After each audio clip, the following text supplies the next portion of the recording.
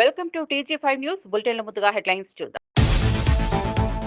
బీసీలకు 42% రిజర్వేషన్ల జీవోపై రేపు హైకోర్టులో విచారణ. మంత్రులు అధికారులతో సీఎం కీలక సమావేశం. సుప్రీంకోర్టు మార్గదర్శకాలు ప్రభుత్వం తరపున హైకోర్టులో వినిపించాల్సిన వాదనలపై చర్చ. వైసీపీ ముఖ్య నేతలతో మాజీ సీఎం వైఎస్ జగన్ సమావేశం. జిల్లా అధ్యక్షులు, రీజనల్ కోఆర్డినేటర్లు, పార్లమెంట్ నియోజకవర్గ పరిశీలకులతో భేటీ. పార్టీ సంస్థాగత నిర్మాణం, ప్రజా పోరాటాలు సహా తాజా రాజకీయ పరిణామాలపై చర్చ. కొమరంభీం వర్ధంతి సందర్భంగా నివాళులు అర్పించిన తెలంగాణ జాగృతి అధ్యక్షురాలు కవిత, కాంగ్రెస్ ప్రభుత్వం పెరిగిన ధరలను పరిగణలోకి తీసుకుని ఉత్సవాల కోసం 50,000 ఇవ్వాలని డిమాండ్.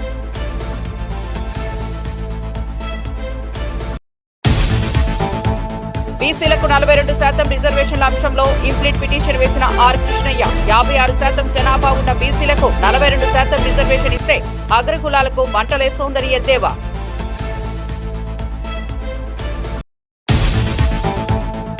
శ్రీశైలంలో ఈ నెల 16న ప్రధానమంత్రి నరేంద్ర మోదీ పర్యటన. ప్రధాని పర్యటన ఏర్పాట్లను పరిశీలించిన బీజేపీ రాష్ట్ర అధ్యక్షుడు PV Madhav, MP Byreddy Shabari, collector Rajakumari. ఇక వార్త వివరాల్లోకి వెళ్తే, ఆదివాసీల ఆరాధ్య దైవం కొమరంభీం వర్ధంతి సందర్భంగా మంత్రి సీతక్క ట్యాంక్ బండ్పై ఆ మహానీయుడి విగ్రహానికి పూలమాలలు వేసి ఘన నివాళులు అర్పించారు.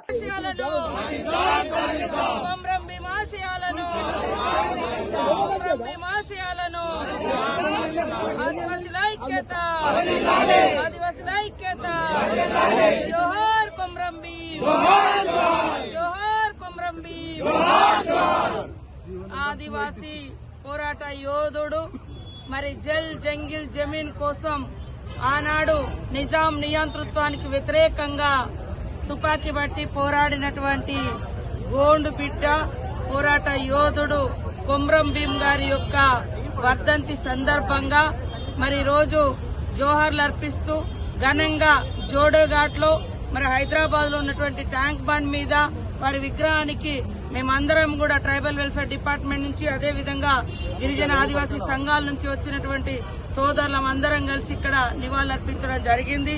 ముఖ్యంగా ముఖ్యమంత్రి రేవంత్ రెడ్డి గారికి, అదే విధంగా ట్రైబల్ శాఖ మినిస్టర్ అడ్లూరు లక్ష్మణ్ గారికి ప్రత్యేకంగా ధన్యవాదాలు తెలియజేస్తా ఉన్నాం. చాలా రోజులుగా మేము డిమాండ్ చేసినటువంటి కొమరంభీం వర్ధంతిని స్టేట్ ప్రోగ్రామ్ గా, ప్రభుత్వ కార్యక్రమంగా అధికారికంగా నిర్వహించాలని మేము జీవో నెంబర్ 286 ను మరి తీసుకురావడం జరిగింది ట్రైబల్ వెల్ఫేర్ నుంచి. దానికి అనుగుణంగానే రాష్ట్ర వ్యాప్తంగా ఈ రోజు కొమరంభీం గారి యొక్క వర్ధంతి కార్యక్రమాలను అధికారికంగా నిర్వహించడం మా అందరికీ కూడా గర్వకారణంగా ఉంది. వారు చేసినటువంటి పోరాటం ఆత్మగౌరవం కోసం, వారు చేసినటువంటి కొమరంభీం గారు చేసినటువంటి పోరాటం మా ఊళ్ళో మా రాజ్యం కావాలని, వారు చేసినటువంటి పోరాటం మా జంగల్ మీద మాకే హక్కు ఉండాలని, కనీసం మా కాళ్ల ముందు నుంచి ఆరుతున్నటువంటి జల్ మీద, నీళ్ల మీద కూడా మాకు హక్కు లేదు, మాకే హక్కు ఉండాలని, మరి జల్ జంగిల్ జమీన్ భూమి మీద కూడా మాకే హక్కు ఉండాలని పోరాటం చేసిరు. వారి యొక్క పోరాటాల ఫలితంగానే కల్తీ మద్యం దందాపై మంత్రి పేర్ని నాని సంచలన వ్యాఖ్యలు చేశారు. జగన్ హయాంలో జే బ్రాండ్ మద్యం అంటూ ఆరోపణలు చేసిన వారు ఇప్పుడు వెలుగులోకి వస్తున్న నకిలీ మద్యం ఏ బ్రాండ్ చెందినదో చెప్పాలన్నారు. చంద్రబాబు బ్రాండా, పీకే బ్రాండా లేక ఎల్కే బ్రాండా అని వ్యంగ్యంగా ప్రశ్నించారు. ఆఫ్రికాలో నకిలీ మద్యం తయారీ శిక్షణ పొందిన టీడీపీ నేతలు ఇప్పుడు అదే పద్ధతిని రాష్ట్రంలో అమలు చేస్తున్నారని విమర్శించారు. మందుపాపులకు కూడా కూటమి ప్రభుత్వం పెండుపోటు పడుస్తోందని, తాగుబోతులను మోసం చేస్తోందని నాని ఆగ్రహం వ్యక్తం చేశారు. చెప్పగలరా ఎందుకుంటున్నాయంటే మీ సొంత మందు అమ్ముకుంటున్నారు కాబట్టి, తెలుగుదేశం తయారు చేసినటువంటి సొంత మందు అమ్ముకుంటున్నారు కాబట్టి ఇవాళ మందు తయారు చేయడానికి ఆఫ్రికా వెళ్ళి ట్రైనింగ్, టీడీపీ వాళ్ళందరూ కూడా శిక్షణా తరగతులు పెట్టి, ఆఫ్రికాలో మద్యం తయారు చేసేటువంటి శిక్షణా తరగతులు పెట్టి ఆఫ్రికా నుంచి ట్రైనింగ్ ఇప్పించి తీసుకొచ్చి వాళ్ళ ఇక్కడ మద్యం తయారు చేస్తున్నారు. జగన్మోహన్ రెడ్డి గారు ఉన్నప్పుడు మెక్డౌల్ లేదు, మ్యాన్షన్ హౌస్ లేదు, బ్యాగ్ పైపర్ లేదు, అది లేదు, ఇది లేదు, అన్ని జే బ్రాండ్లు అన్నారు. మరి ఇవన్నీ ఎవడ బ్రాండ్లు? చంద్రబాబు బ్రాండా, పీకే బ్రాండా, ఎల్కే బ్రాండా? ఏ బ్రాండు? దిక్కుమాలిన వాళ్ళారా మీరు? పాపపు సొమ్ము కోసం అదే సీసాలు కడిగి, ఆ సీసాల్లో మీరు ఆఫ్రికా ఫార్ములాని తెచ్చి ఇవాళ తయారు చేసి జనాలకు అమ్ముతున్నారు. ఏం చేద్దామని రాష్ట్రాన్ని? ఇవాళ ఆఖరికి మందు బాబులను కూడా మీరు వెన్నుపోటు పెడిచి ద్రోహం చేసిన పరిస్థితి. రైతులు భూమిని నమ్ముకొని జీవిస్తే ఈ కాంగ్రెస్ ప్రభుత్వం భూమిని అమ్ముకొని బ్రతుకుతోందని మాజీ మంత్రి ఎమ్మెల్యే సబితా ఇంద్రారెడ్డి ఘాటుగా వ్యాఖ్యానించారు. రేవంత్ రెడ్డి సీఎం అయిన తర్వాత రంగారెడ్డి జిల్లాలో రైతుల భూములపై డేగలు వాలినట్లు భూ కబ్జాలు జరుగుతున్నాయని ఆగ్రహం వ్యక్తం చేశారు. వికారాబాద్ జిల్లాలో కూడా ప్రభుత్వం భూములు లాక్కుంటోందని రైతులు ఆవేదన చెందుతున్నా తమ సొంత జిల్లా ప్రజల సమస్యలను రేవంత్ రెడ్డి పట్టించుకోవడం లేదని మండిపడ్డారు. రైతుల కష్టాలు అర్థం చేసుకోకుండా అధికార దుర్వినియోగం చేస్తున్నారని విమర్శించారు. భూములు ఇచ్చేసేయండి తీసుకుంటాం అన్నారట. ఎందుకు తీసుకుంటున్నంటే మా భూముల మీద మాకు హక్కు లేదంట కదా మేడం, వాళ్ళు తీసేసుకొని అమ్ముకునే అవకాశం లేదట, ప్రభుత్వం తీసుకుంటుందట, ఎకరాకింత ఇస్తామంటున్నారు.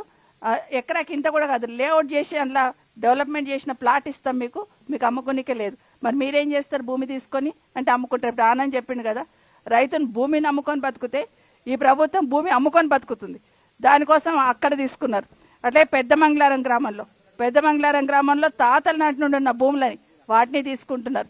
ఇప్పుడు 4th సిటీ ఫ్యూచర్ సిటీ అని చెప్తున్నాడు కదా, అక్కడ రైతులు ఏం సంతోషంగా లేరు ఫ్యూచర్ సిటీ వస్తుందని.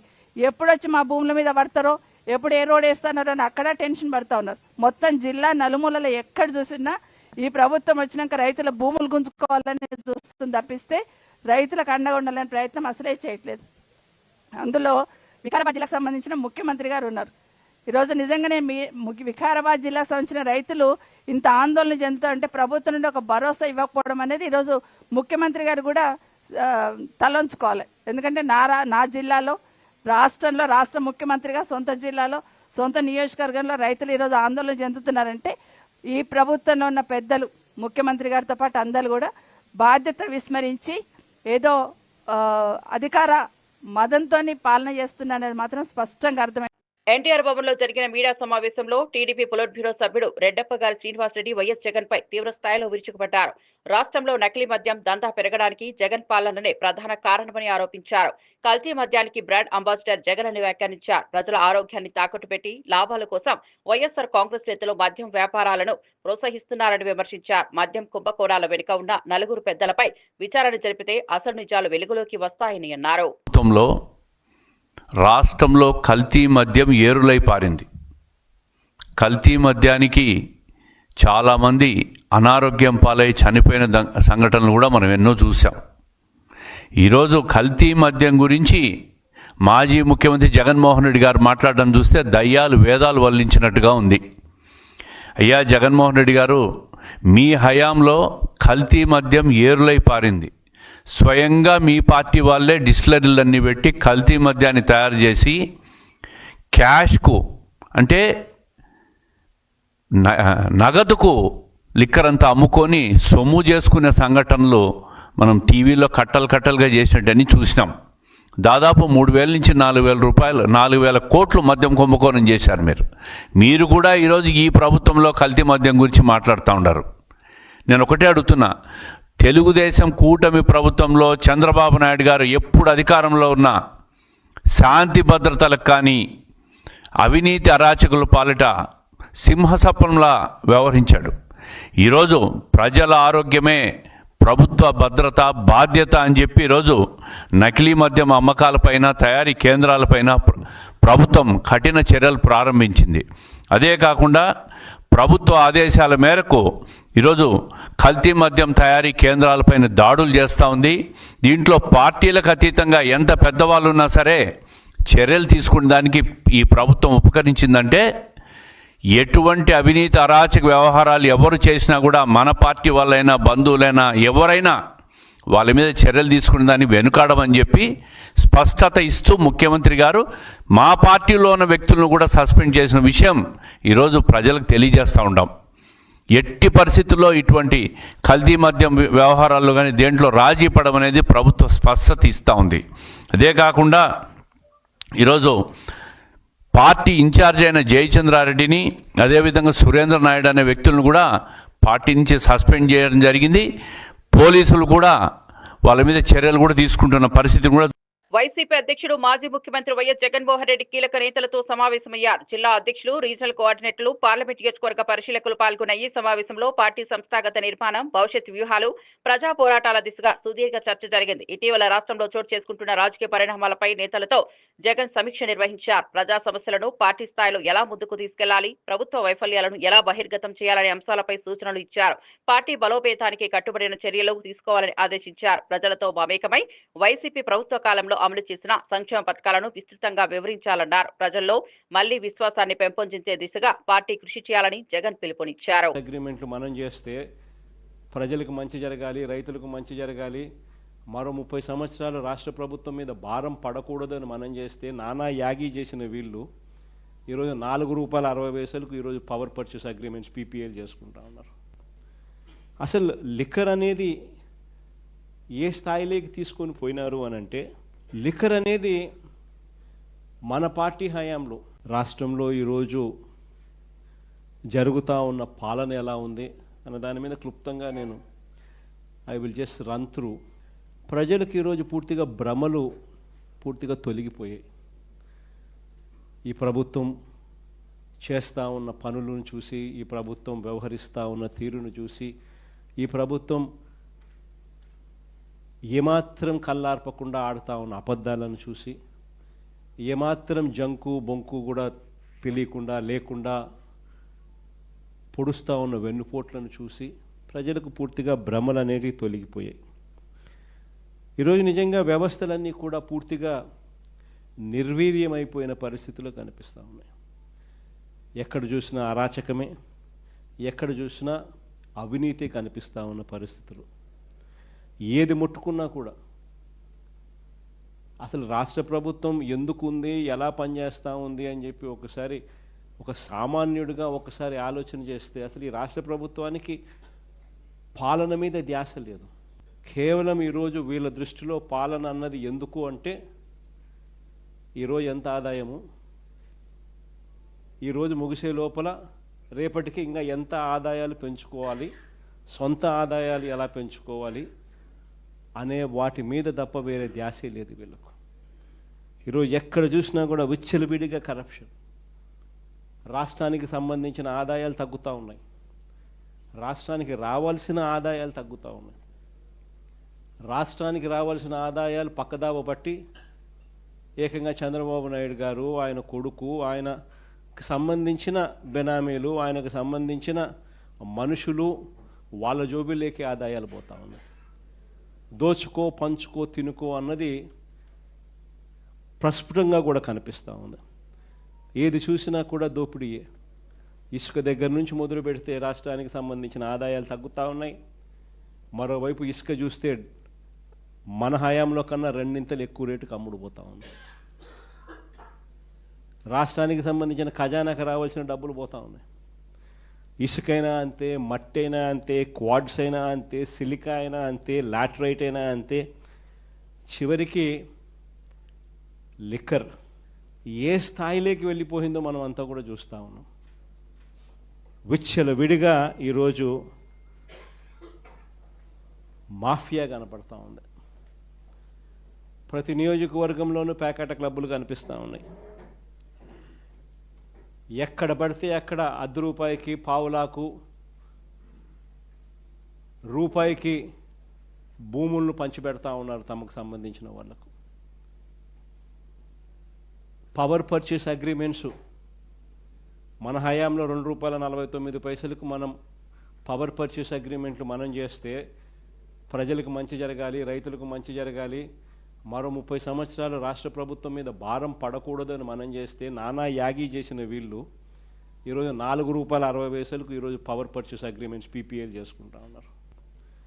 అసలు లిక్కర్ అనేది సిరిమానోత్సవం సందర్భంగా మంత్రి ఆనం రామమోహన్ రెడ్డి పైడితల్లి అమ్మవారికి ప్రభుత్వం తరపున పట్టు వస్త్రాలు సమర్పించారు. ఈ సందర్భంగా ఆలయాల్లో సమూల మార్పులు తీసుకురావాలని ప్రభుత్వం నిర్ణయించిందని తెలిపారు. పురాతన ఆలయాలను వెలుగులోకి తెచ్చే దిశగా ప్రభుత్వం ప్రత్యేక ప్రణాళిక రూపొందించిందని పేర్కొన్నారు. ఆలయాల అభివృద్ధికి విస్తృత నిధులు కేటాయించి భక్తుల సౌకర్యాలను మెరుగుపరుస్తామని చెప్పారు. ఆలయ అనువంశిక ధర్మకర్త అశోక్ గజపతిరాజు చేతుల మీదుగా ఈ నెల 9న శంకుస్థాపన కార్యక్రమం జరగనుందని వెల్లడించారు. పూజా విధానాల ప్రామాణికతను కాపాడుతూ సంప్రదాయ వైభవాన్ని కొనసాగించడం సాధించడమే తమ లక్ష్యమని చెప్పారు.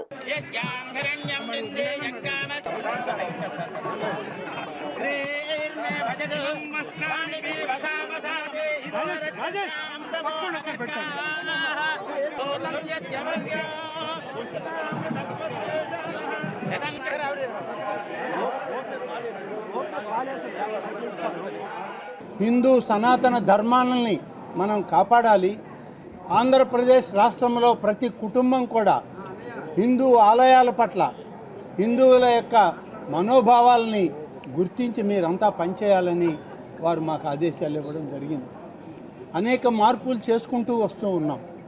అందులో భాగమే ఇవాళ ఆలయాల్లో కొత్త మార్పులు తీసుకొచ్చి ఆలయాల్లో ఎక్కడైతే సరైనటువంటి పూజా కైంకర్యాలు జరగడం లేదో అక్కడ పూజా కైంకర్యాలను నిరంతరం జరిపేటువంటి విధానాన్ని మొదలుపెట్టి ధూపదీప నైవేద్యం అనేటువంటి ఒక పథకం పెట్టి ప్రతి ఆలయంలో ఎక్కడైతే ఈ అర్చకులు వాళ్ళకి ఎలాంటి వరుంబడి లేదని చెప్పి పూజాది కార్యక్రమాలు నిలిపేస్తున్నారో వారందరికి కూడా ఈరోజు ప్రతి నెల 10,000 రూపాయలు ఇవ్వడానికి ప్రభుత్వం నిర్ణయించి ఇప్పుడు రాష్ట్రం మొత్తం మీద 5,523 ఆలయాల్లో ఈరోజు ఈ ధూపదీప నైవేద్యాలని ఇవ్వడం జరుగుతూ ఉంది. అలాగే CGF ఫండ్ నుంచి పునర్నిర్మాణ కార్యక్రమంలో రాష్ట్రంలో 210 ఆలయాలకి మేము వచ్చాక కొత్తగా ఆదేశాలు ఇచ్చాం. దాదాపుగా 292.8 కోట్ల రూపాయలు దాని ఖర్చు అవుతుంది. ఈ మొత్తాలను కూడా మంజూరు చేసి నిధులిచ్చి ఆలయ పునర్నిర్మాణ కార్యక్రమాలను ఈ రాష్ట్రంలో ఉన్నటువంటి పురాతన ఆలయాలను మళ్ళీ వెలుగులోకి తేవాలని వాటిల్లో ఉన్నటువంటి ఆలయాల్లో మనం పెద్ద ఎత్తున పూజాది కార్యక్రమాలు నిర్వహించాలని చెప్పి రాష్ట్ర ప్రభుత్వం తీసుకున్న నిర్ణయాల మేరకు ఈనాడు మనం ఎన్నో చేస్తూ వస్తున్నాం. అలాగే ఈనాడు విజయనగరం ప్రాంతంలో ఈ జిల్లాలో కూడా 112 దేవాలయాలకి ధూపదీప నైవేద్యాలని ఇవాళ మంజూరు చేశాం. ఆ మంజూరు చేసినవి ప్రతి నెల ప్రతి మాసం డబ్బు విడుదల చేస్తూ ఉంది 112 ఆలయాలకి. అలాగే కామన్ గుడ్ ఫండ్ కమిటీ ద్వారా వచ్చినటువంటి ఇప్పటికే మంజూరైన 7 ఆలయాలు 3,92,00,000 రూపాయలతో మంజూరు ఇచ్చి పునర్నిర్మాణ కార్యక్రమాన్ని మొదలుపెట్టాం. పైడితల్లి అమ్మవారి ఆలయాన్ని పునర్నిర్మాణ కార్యక్రమం చేయాలి. ఈ ఆలయాన్ని ఇంకా ప్రతిష్టాత్మకంగా ఉత్తరాంధ్ర ప్రాంత ప్రజలకి దీన్ని అందించాలని చెప్పి గౌరవ అశోక్ గజపతిరాజు గారు, శాసనసభ్యురాలైనటువంటి అదితి గారు వీరందరూ కోరిన మీదట రాష్ట్ర ముఖ్యమంత్రి గారు 1,80,00,000 రూపాయలు మంజూరు చేసి ప్రణాళికల్ని ఆమోదించి వాటికి రేపు 9వ తారీఖున గౌరవనీయులైనటువంటి గవర్నర్ గారైన శ్రీ అశోక్ గజపతిరాజు గారు ఈ ఆలయాలకి ఫౌండర్ చైర్మన్గా వారే శంకుస్థాపన చేస్తూ ఉన్నారని చెప్పి నేను ఈ సందర్భంగా కొమరం భీం వర్ధంతి సందర్భంగా ట్యాంక్ బండ్ వద్ద ఆయన విగ్రహానికి పూలమాలలు వేసి నివాళులర్పించిన తెలంగాణ జాగృతి అధ్యక్షులు కవిత మాట్లాడారు. ఆదివాసీ గుస్సాడి ఉత్సవాల కోసం గత బీఆర్ఎస్ ప్రభుత్వం ప్రతి గూడెంకు 25,000 కేటాయించేదని గుర్తు చేశారు. ఇప్పుడు వస్తువుల ధరలు ఖర్చులు పెరిగిన నేపథ్యంలో కాంగ్రెస్ ప్రభుత్వం ఆ నిధులను 50,000కు పెంచాలని డిమాండ్ చేశారు. గిరిజన సంస్కృతి సంప్రదాయాల పరిరక్షణ ప్రభుత్వ బాధ్యత అని పేర్కొన్నారు. కొమరం భీం పోరాట స్ఫూర్తిని కొత్త తరం యువతకు చేరవేయడం అవసరమని అన్నారు. గిరిజన ప్రాంతాల్లో విద్య, ఆరోగ్యం, ఉపాధి అవకాశాలను విస్తరించే దిశగా చర్యలు తీసుకోవాలని సూచించారు. కొమరం భీం గారు మరి కొంతమంది జననం చరిత్ర అయితే కొంతమంది మరణం చరిత్ర అవుతుంది. కొమరం భీం గారు వారి మరణంతోని ఆదివాసీలకు పర్మనెంట్గా సాధించి పెట్టినటువంటి హక్కులు అనేకం ఉన్నాయి. మావా నాటే మావా రాజ్, మా గూడెంలో మా రాజ్యమే ఉండాలనేటటువంటి నినాదాన్ని, జల్ జంగల్ జమీన్, నీటి మీద, అడవి మీద, భూమి మీద ఆదివాసీలకే హక్కు ఉండాలనేటటువంటి అంశాలతోని ఆయన పోరాటం చేసిండు. సాయుధ పోరాటం కూడా చేసి అనేక మందిని సిద్ధం చేసి అల్టిమేట్గా నిజాం ప్రభుత్వం తలలు వంచి మరి ఖచ్చితంగా ఒక దర్బార్ను నిర్వహించి ఎక్కడ ఏం సమస్యలు వచ్చిన ఆదివాసీలకు చెప్పుకోవడానికి ప్రభుత్వాలు వినడానికి ఒక మార్గదర్శనం చేసిండు. ఆ తర్వాత ప్రజాస్వామ్యయుతంగా వచ్చేటటువంటి ప్రభుత్వాలు వచ్చిన తర్వాత కూడా ఇప్పటికీ కొమరం భీమ్ గారిని గౌరవార్థం మరి దర్బార్ నిర్వహించడం అంటే అది వారి గొప్పతనం తప్పితే ఇంకొకటి కాదు. అయితే కొమరం భీమ్ గారికి జోడేఘాట్లో మంచి స్మృతివనం కట్టుకున్నాం. తెలంగాణ వచ్చిన తర్వాత వారికి ఇవ్వాల్సినటువంటి హైదరాబాద్ బంజారా హిల్స్ లోని కమాండ్ కంట్రోల్ సెంటర్ కు సీఎం రేవంత్ రెడ్డి చేరుకున్నారు. బీసీలకు 42% రిజర్వేషన్ల జీవోపై హైకోర్టులో జరగబోయే విచారణను దృష్టిలో ఉంచుకుని సీఎం కీలక సమావేశం నిర్వహించనున్నట్లు సమాచారం. ఈ సమావేశంలో మంత్రులు, ఉన్నతాధికారులు పాల్గొననున్నారు. రిజర్వేషన్లపై సుప్రీంకోర్టు మార్గదర్శకాలు, హైకోర్టులో ప్రభుత్వం తరపున వినిపించాల్సిన వాదనలపై విస్తృత చర్చ జరగనుంది. బీసీ వర్గాల హక్కులను రక్షించడమే ప్రభుత్వ ధ్యేయమని, చట్టబద్ధతతో రిజర్వేషన్లు అమలు చేయడంలో వెనకడుగు వేయబోమని సీఎం ఇప్పటికే స్పష్టం చేసినట్లు సమాచారం.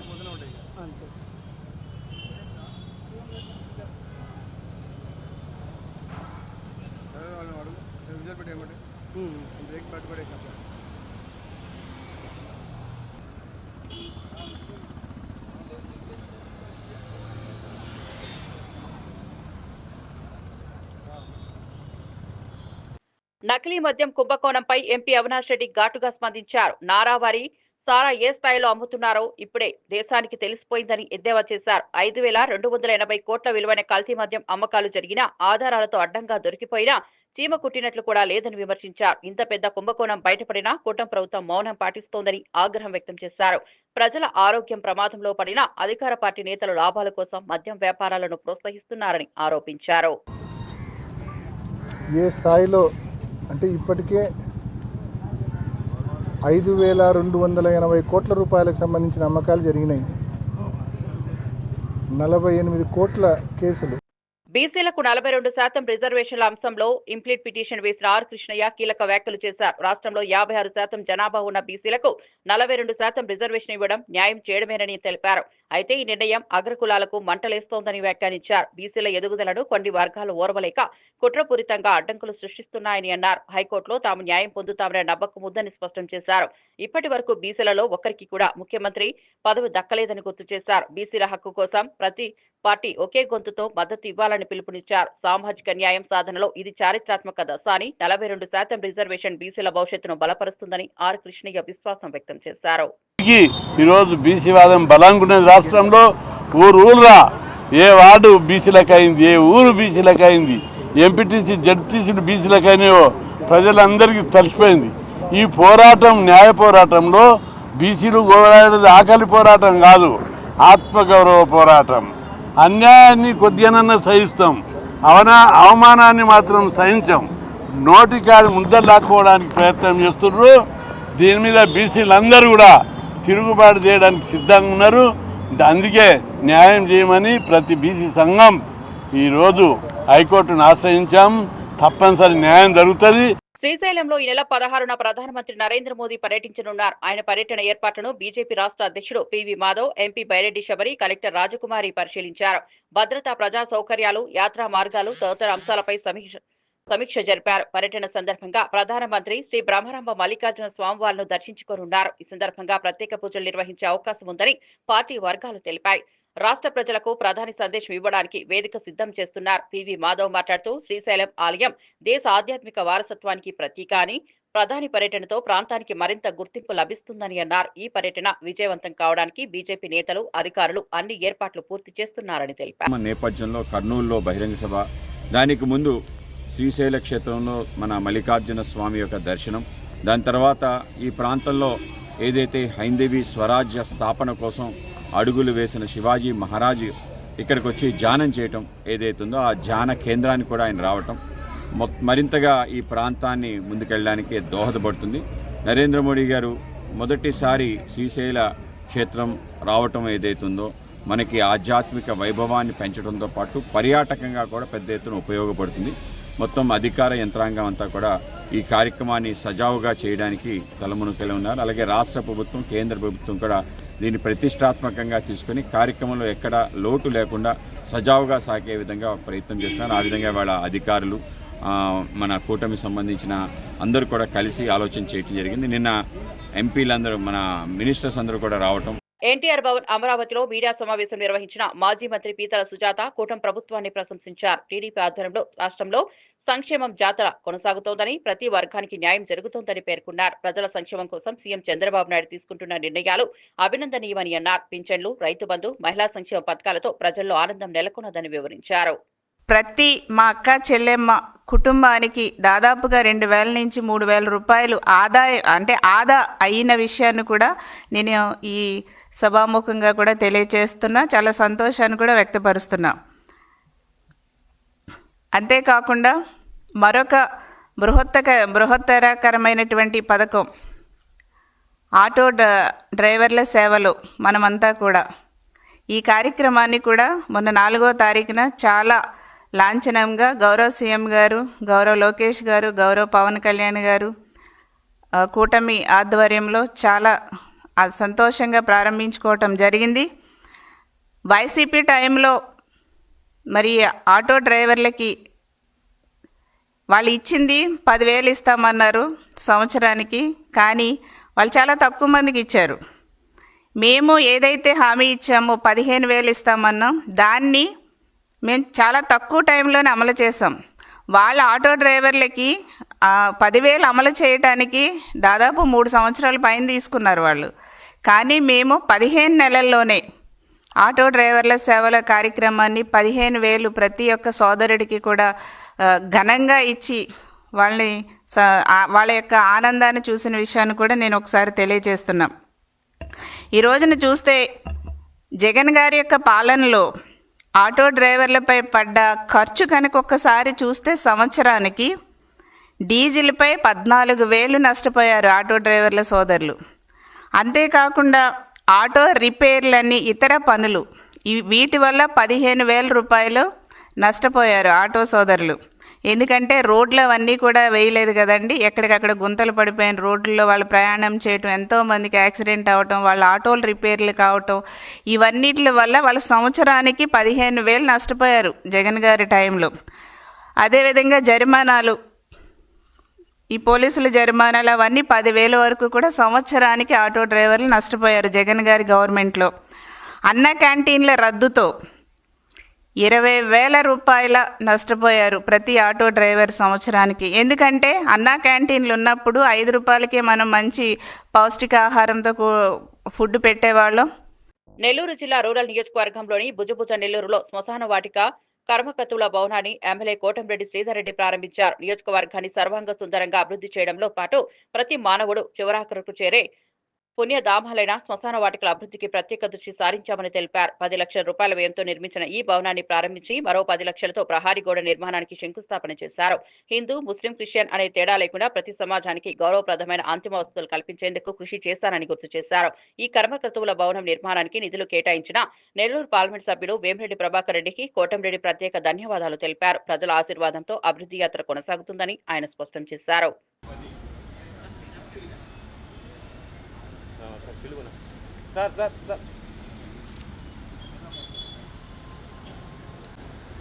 కోవాలంటే ఇబ్బందులు పడే పరిస్థితి. ఈ యొక్క కర్మకర్తల భవనం కావాలని ఒక ఆలోచన చేసి 10 లక్షల రూపాయలు వేమిరెడ్డి ప్రభాకర్ రెడ్డి గారి ఎంపీ గ్రాంట్ కింద ఆ నిధులతో ఈ కర్మకర్తల భవనాన్ని మనం ఈరోజు నిర్మించుకొని ప్రారంభించి ప్రజలకు అందుబాటులో తెచ్చాం. అదేవిధంగా ఈ కర్మకర్తల భవనం చుట్టూ మరో 10 లక్షల రూపాయలతో నగర కార్పొరేషన్ నిధులతో ప్రారీ గోడ, ఎందుకంటే కర్మకర్తల భవనం ఉంటుంది, భవనం చుట్టూ ఖాళీ స్థలం ఉంటుంది కాబట్టి ఆ యొక్క ప్రారీ గోడ మొత్తం కూడా ఏర్పాటు చేసుకోవాలని ఆ ప్రారీ గోడకి ఈరోజు శంకుస్థాపన చేసుకోవడం జరిగింది. వీలైనంత త్వరలో నాణ్యత ప్రమాణాలతో దాన్ని పూర్తి చేసిస్తామని మాటిస్తూ, నా దృష్టిలో శ్మశాన వాటికలు, కర్మకర్తల భవనాలు మన పూర్వీకులు శాశ్వతంగా నివాసం ఉండే ప్రాంతాలు. ఏదో ఒకరోజు మనమందరం కూడా ఆ శ్మశాన వాటికల్లో శాశ్వతంగా విశ్రాంతి తీసుకోవాల్సినటువంటి పరిస్థితి. అందుకే ఆ యొక్క శ్మశాన వాటికలు బాగా ఉండాలా, కనీసపాటి వసతులు ఉండాల ఆలోచనతో నెల్లూరు రూరల్ నియోజకవర్గంలో 11 ఏళ్లుగా తొలిసారి, రెండోసారి, మూడోసారి 3 సార్లు ఎమ్మెల్యే గెలిచినటువంటి ఈ యొక్క 11 సంవత్సరాల్లో కూడా అనేక రకాల దృష్టి సారించి సామాజిక సేవా నిధులతో, ప్రభుత్వ సహకారంతో, దాతల సహకారంతో, సొంత నిధులతో అనేక ప్రాంతాల్లో ఆ యొక్క శ్మశాన వాటిక. బులెటిన్ ముగించే ముందు హెడ్లైన్స్ మరోసారి చూద్దాం. బీసీలకు 42% రిజర్వేషన్ల జీవోపై రేపు హైకోర్టులో విచారణ. మంత్రులు, అధికారులతో సీఎం కీలక సమావేశం. సుప్రీంకోర్టు మార్గదర్శకాలు ప్రభుత్వం తరపున హైకోర్టులో వినిపించాల్సిన వాదనలపై చర్చ. వైసీపీ ముఖ్య నేతలతో మాజీ సీఎం వైఎస్ జగన్ సమావేశం. జిల్లా అధ్యక్షులు, రీజనల్ కోఆర్డినేటర్లు, పార్లమెంట్ నియోజకవర్గ పరిశీలకులతో భేటీ. పార్టీ సంస్థాగత నిర్మాణం, ప్రజా పోరాటాలు సహా తాజా రాజకీయ పరిణామాలపై చర్చ. కొమరం భీం వర్ధంతి సందర్భంగా నివాళులు అర్పించిన తెలంగాణ జాగృతి అధ్యక్షురాలు కవిత. కాంగ్రెస్ ప్రభుత్వం పెరిగిన ధరలను పరిగణలోకి తీసుకుని ఈ ఉత్సవాల కోసం 50,000 ఇవ్వాలని డిమాండ్.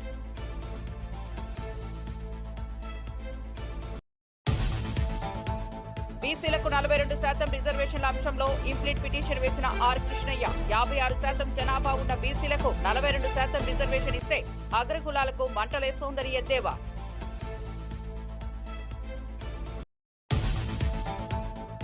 శ్రీశైలంలో ఈ నెల 16న ప్రధానమంత్రి నరేంద్ర మోదీ పర్యటన. ప్రధాని పర్యటన ఏర్పాట్లను పరిశీలించిన బీజేపీ రాష్ట్ర అధ్యక్షుడు PV Madhav, MP Byreddy Shabari, collector Rajakumari. మరిన్ని అప్డేట్స్ కోసం చూస్తూనే ఉండండి TG5 న్యూస్.